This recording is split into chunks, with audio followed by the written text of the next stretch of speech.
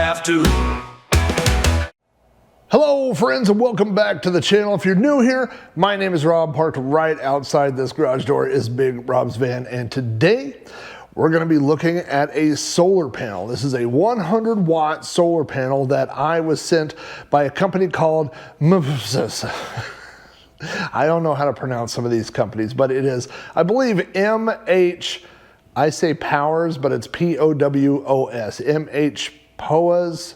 I would say MHPOWOS, but the name is not important. What is important is this thing that they have sent me. So this is a 100-watt flexible solar panel. We're going to talk about it. I'm going to show you how I installed it.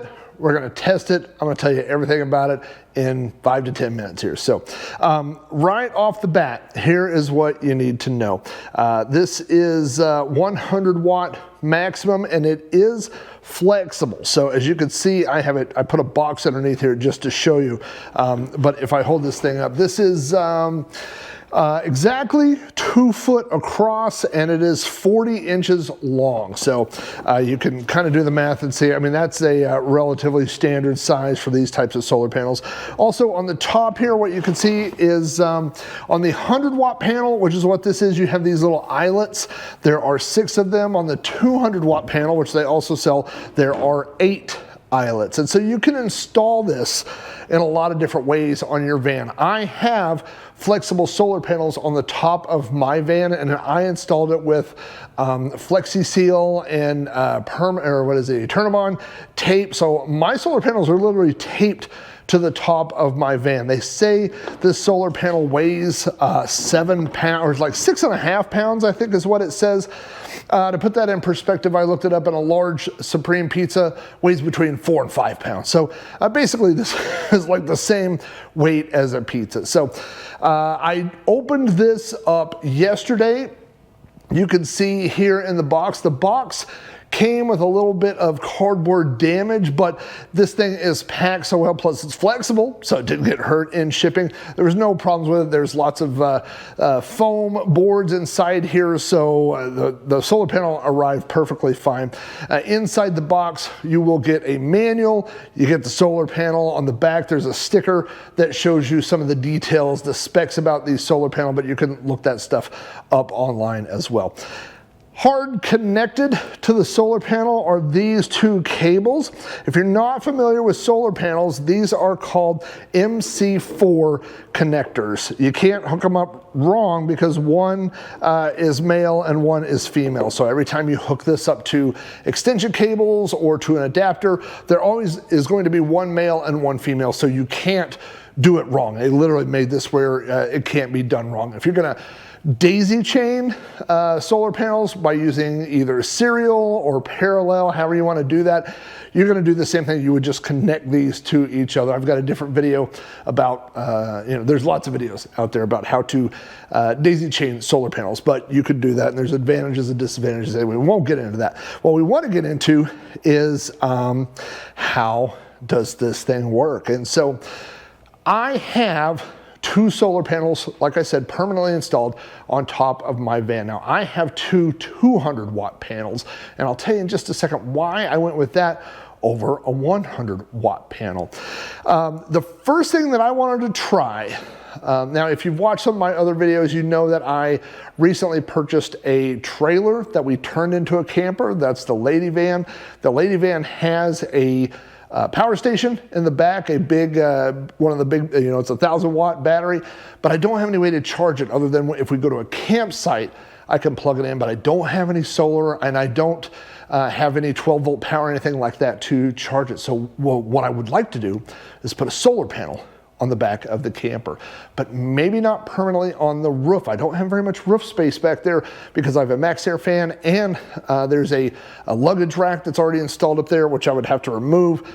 So I really only have room for 1 panel, if anything. So one of the things I wanted to try on a panel like this, and one of the advantages of having a flexible panel like this is you have some different options of ways to install it. It comes with these Velcro straps, and so you can put these Velcro straps through these eyelets and strap it down to something. That is one option. You could use tape like what I did. You could even screw it if you want to put you know, a couple pieces of wood, and you could screw it, maybe put some washers, and you can mount it that way. Now what I wanted to try is on Amazon, I have about 50 metal magnetic hooks. These are little tiny black hooks. I have them all over my van. I use them for hanging my hat when I go in there. When I go to bed, I hang my glasses.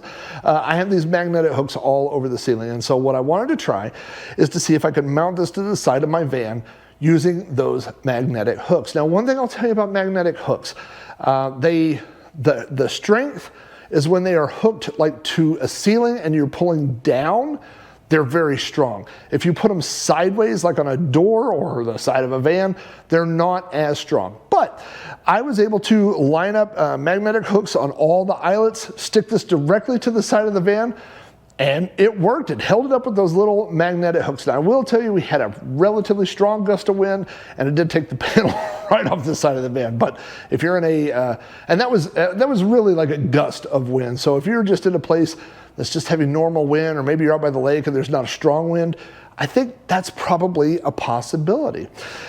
Now, this comes with, as I mentioned, MC4 connections. What does MC4 connections plug into? Nothing.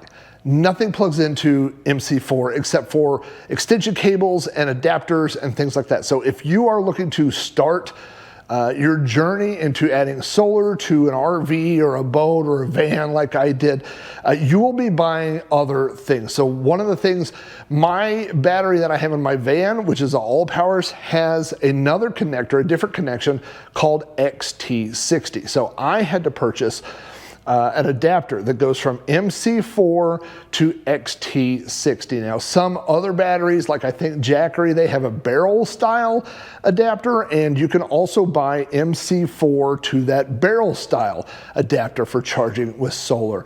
Another thing is, if you look, these cables are about 2 feet long. So unless your battery, whatever you're charging, is 2 feet or less away from this, you're probably going to need extension cables. So for my test, what I did was the panels that are on the roof of my van run to an extension cable, which is really long and ends in an XT60 connector. So I just disconnected that, connected that to these, and that's how I tested it. But the point of all that is, if you're just buying this, you're probably going to have to buy other stuff. You're going to have to buy adapters to get this to plug into whatever it is that you want to charge. So for my first test, like I said, I put this on the side of my van and ran inside to go see how much watts I was pulling in.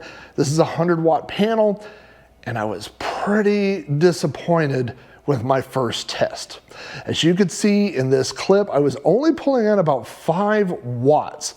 Now, if you're not familiar with solar, let me tell you, any small shadow that's on this panel will affect the entire panel. That's not a fault with this panel, that's a fault with how solar works. And so if you look back on my original video, even though it was pointing towards the sun, everything was bright, there are a couple of shadows that fall across. In fact, the cords that I had stretched over there were actually leaving a shadow across the panel. And so I think that's what affected my first test. I was a little disappointed. I know this panel could do better than that. And so for my second test, I literally took the panel, I unhooked it from all those magnets, and I threw it up on top of my van. This is not a permanent install, but a test. That's where my other panels are. And so with the cable stretched up there, with the sun, I think this test was done around 2 p.m. So the sun was overhead, it wasn't cloudy. I mean, it is November, so take that into consideration. But I was able to pull in 50 watts. Again, this is a 100-watt panel. How does that compare to the other solar panels that I've purchased? Well, on my 200-watt panel, and I'll show you a clip here, I hooked this back in just to one of my 200 watt panels, and I was able to get around 130, I think 135, 137, something like that. So you'll be able to see that. So that's a panel that's twice as big as this one. So if you divide that, let's round that up, go down, it's a little bit, once, like that would be 67, 68, something like that if that were 100 watt and dividing it in two. So it's a little bit better performance, and that's in the exact same sunlight, exact same conditions. That's within 2 minutes of this test. So those panels, the panels that I have, the AllPOWOS panels, performed a little bit better than this panel did under the same conditions. Now this panel right now sells on Amazon for basically $100.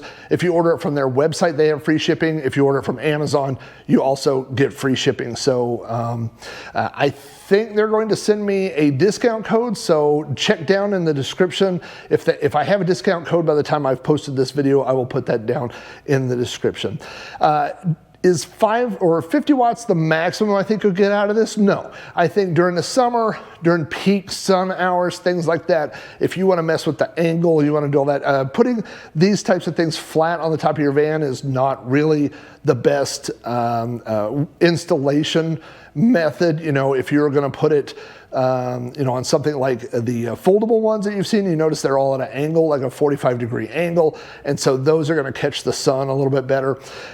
So I think you could probably get a little bit more performance out of this thing if there were better sunlight today, and if you play around with the angle a little bit. For me,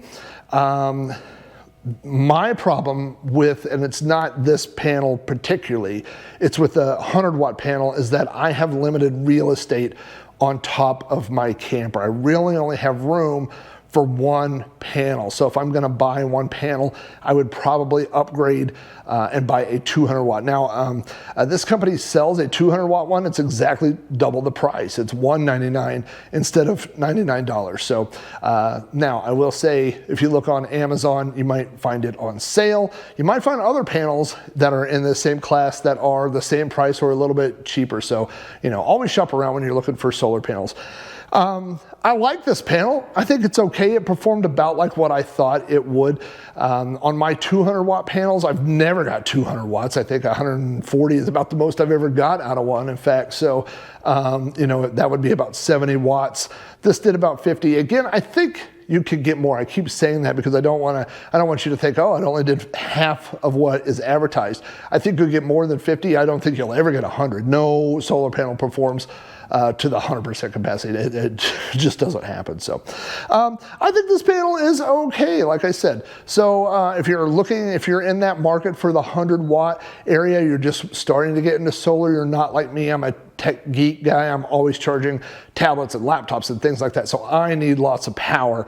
And so I probably, for a more permanent solution, I would need more power than what this has. But if you're looking at that, think about it this way, do the math. If you're getting, let's say in a perfect world, you're getting 75 watts out of this thing. That's 75 watts an hour. So if you have a smaller Jackery, you have a 200, 300 watt hour Jackery, something like that, it's going to take 2 or 3 hours, 3-4 hours, and you'll be fully charged. My battery is 2,000 watt hours, and so this, if I had run it down, this wouldn't be able to charge it in a single day. So anyway, that's kind of the pros and cons of this thing. I'll put links down there if you're interested. I'll also put links to the cables, the adapters, all the stuff that I've purchased to make my solar work. So if you have any questions about solar, my email address is down here. If you go to bigrobsvan.com/links, that has links to my social media and everything like that, but it also has links to my email address. So if you have questions about solar, feel free to shoot me an email and we'll see what we can figure out. Anyway, thanks for checking out this review. Thanks to MHPOWOS for sending me this panel to test out. It was a lot of fun.